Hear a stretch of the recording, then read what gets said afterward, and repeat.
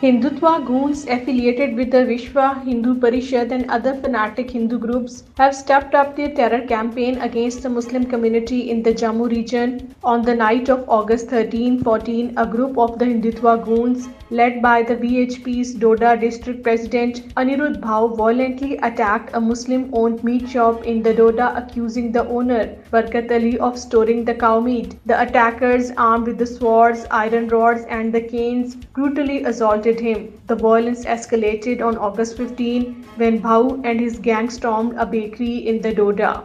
BJP-led Indian government has established 19 new special police units across the 8 districts of the Jammu division, modelled after the infamous Special Operations Group, notorious for its brutalities against the Kashmiris. These units will be led by the Deputy Superintendents of the police and stationed in the key areas of the Kathua, Reasi, Udhampur, Doda, Kishtwar, Ramban, Rajouri and the Poonch.